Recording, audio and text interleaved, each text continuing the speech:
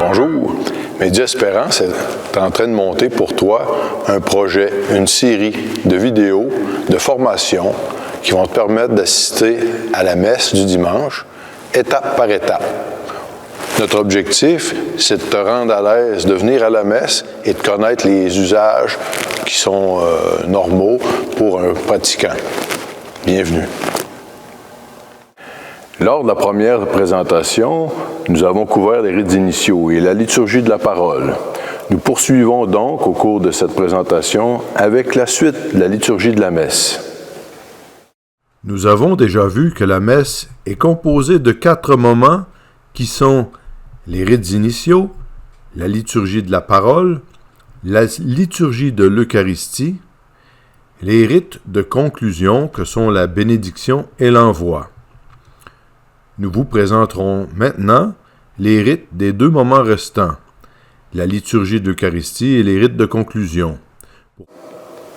À la dernière scène, le Christ a institué le banquet pascal, par lequel le sacrifice de la croix est sans cesse rendu présent dans l'Église. Le prêtre, représentant le Christ, accomplit ce que le Seigneur lui-même a fait devant les disciples, pour qu'ils le fassent en mémoire de lui. La liturgie eucharistique débute par les rites de préparation des dons.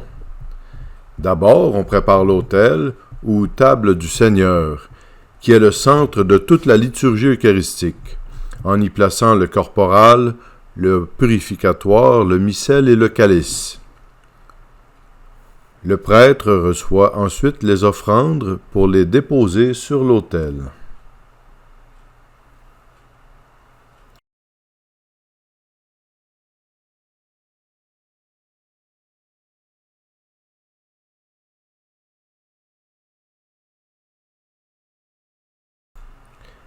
Ensuite, le prêtre se lave les mains sur le côté de l'autel, rite qui exprime le désir de purification intérieure.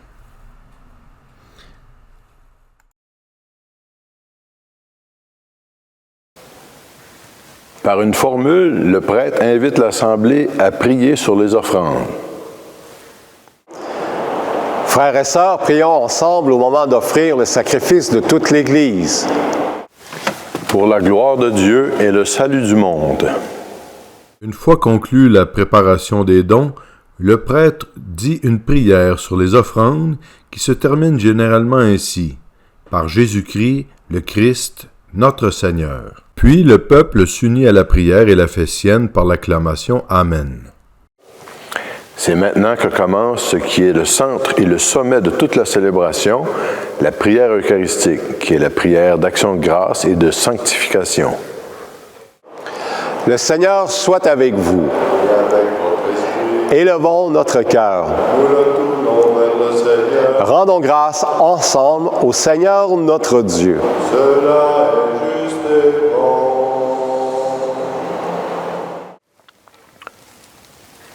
Le prêtre invite le peuple à élever les cœurs vers le Seigneur dans la prière et l'action de grâce. Et il se l'associe dans la prière qu'il adresse à Dieu le Père, par Jésus-Christ, dans l'Esprit Saint, au nom de toute la communauté. Le sens de cette prière est que toute l'assemblée des fidèles s'unisse au Christ dans la confession des hauts faits de Dieu et dans l'offrande du sacrifice. La prière eucharistique exige que tous l'écoutent avec respect et en silence.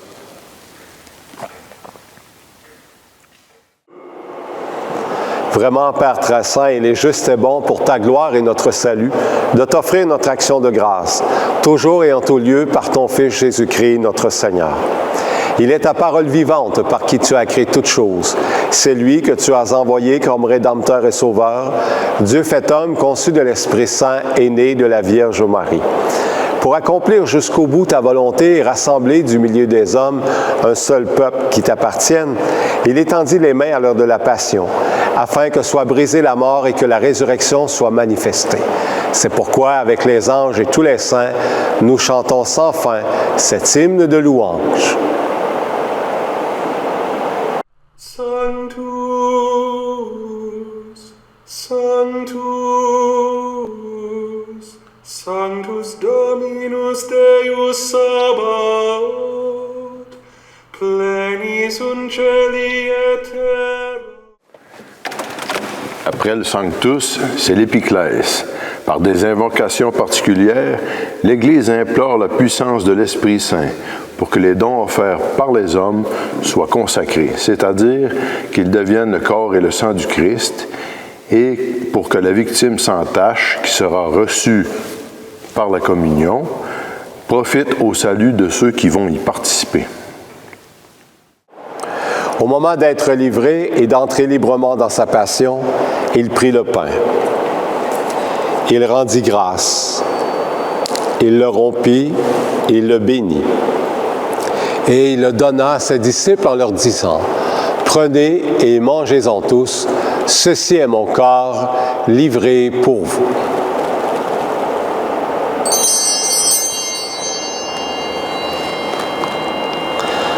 De même, à la fin du repas, il prit la coupe. En te rendant grâce, il la bénit. Puis il la donna à ses disciples en leur disant, « Prenez et buvez-en tous, car ceci est la coupe de mon sang, le sang de l'alliance nouvelle et éternelle qui sera versé pour vous et pour la multitude en rémission des péchés. Vous ferez cela en mémoire de moi. » Après la consécration, c'est l'acclamation au mystère de la foi, ou l'anamnèse, qui s'adresse au Christ Sauveur. Il est grand le mystère de la foi. Nous annonçons ta mort, Seigneur Jésus, nous proclamons ta résurrection, nous attendons ta venue dans la gloire. Par lui, avec lui et en lui, à toi, Dieu le Père Tout-Puissant, dans l'unité du Saint-Esprit, tout honneur et toute gloire pour les siècles des siècles. Amen. Suivant la prière eucharistique, où les offrandes ont été consacrées, celles-ci ont été changées en vrai corps et vrai sang du Christ, bien que toujours sous la forme de pain et de vin, la transsubstantiation. Ces espèces sont une nourriture spirituelle.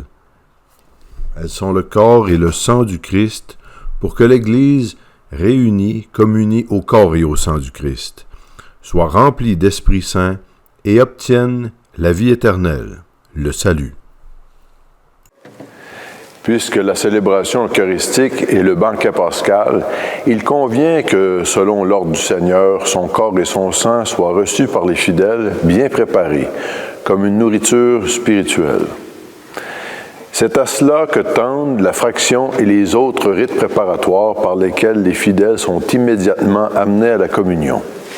Le premier rite de la communion est de faire le Notre Père, une prière enseignée par Jésus et que le peuple dit ensemble et donc en communion.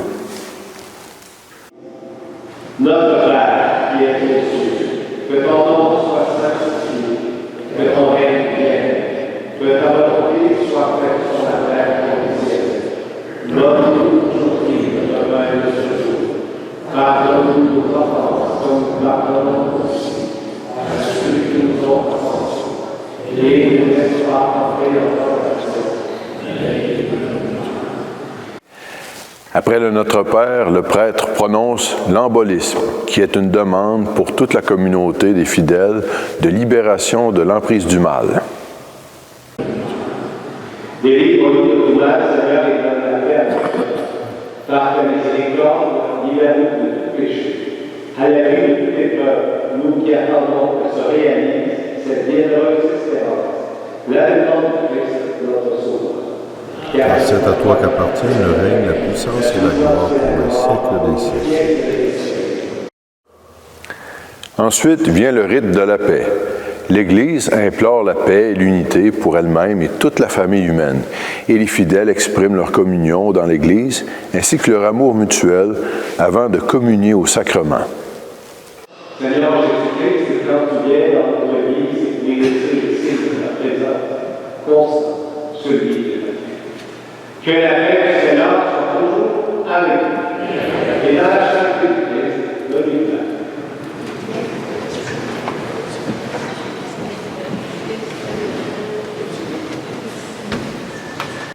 Le rite de la paix étant achevé, le prêtre prend l'hostie, la rompt au-dessus de la patène et en met un fragment dans le calice.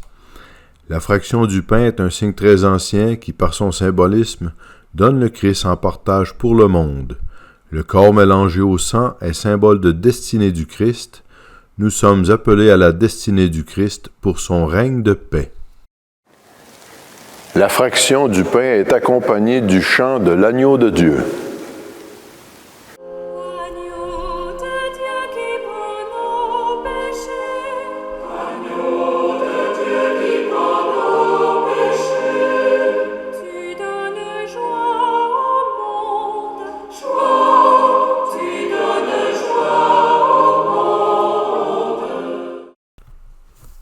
Puis le prêtre montre aux fidèles le pain eucharistique, au-dessus de la patène ou du calice, et les invite au banquet du Christ. En même temps que les fidèles, il fait un acte d'humilité en reprenant les paroles évangéliques indiquées. Vient ensuite la communion. Le prêtre, par une prière à voix basse, se prépare à recevoir avec fruit le corps et le sang du Christ. Les fidèles font de même par une prière silencieuse. Voici celui qui de nouveau se donne à nous entendre. L'agneau de Dieu qui enlève les péchés du monde. Seigneur, tu as béni. Mais ce Saint-Père,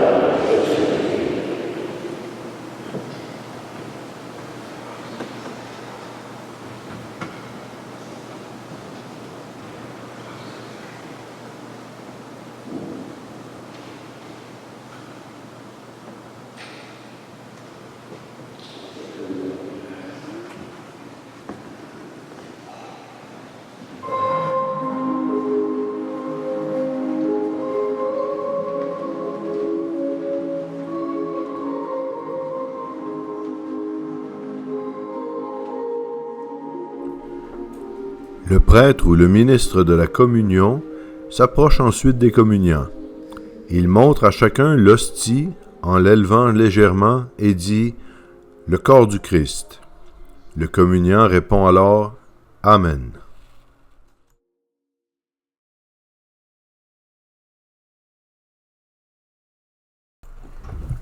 Ensuite, le prêtre retourne à l'autel afin de purifier le calice et la patène.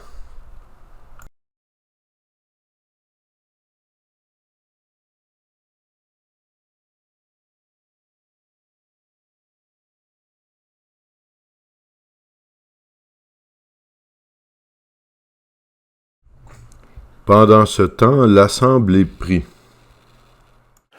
Le prêtre nous fait lever une dernière fois pour la prière après la communion. Cette prière s'adresse à Dieu le Père et se fait en deux temps. Le retour sur le don reçu pour dire merci et une nouvelle demande pour que ce don transfigure notre existence et ne nous condamne pas. Prions le Seigneur. Dans ta bienveillance, reste auprès de ton peuple, nous t'en prions. Seigneur, puisque tu l'as initié au sacrement du ciel, fais-le passer de ce monde ancien à la vie nouvelle, par le Christ, ton Fils, notre Seigneur. Les rites de conclusion se composent de brèves annonces, si elles sont nécessaires, puis de la salutation et de la bénédiction du prêtre. L'envoi du peuple par le diacre ou le prêtre, afin que chacun retourne à ses bonnes œuvres, en louant et bénissant le Seigneur, conclut la messe. Le prêtre baise alors l'autel et se retourne pour faire l'inclinaison profonde devant celle-ci. C'est ainsi que se termine la messe dominicale. Chacun est envoyé dans le monde pour évangéliser par son témoignage dans l'esprit de paix du Christ. Nous espérons que cette revue des différentes étapes de la messe vous aidera à en comprendre le déroulement. Lors de nos prochaines vidéos, nous reviendrons sur le sens théologique des différents rites de la messe pour vous aider à en comprendre le sens et à y vivre une expérience spirituelle, authentique et profonde. À bientôt.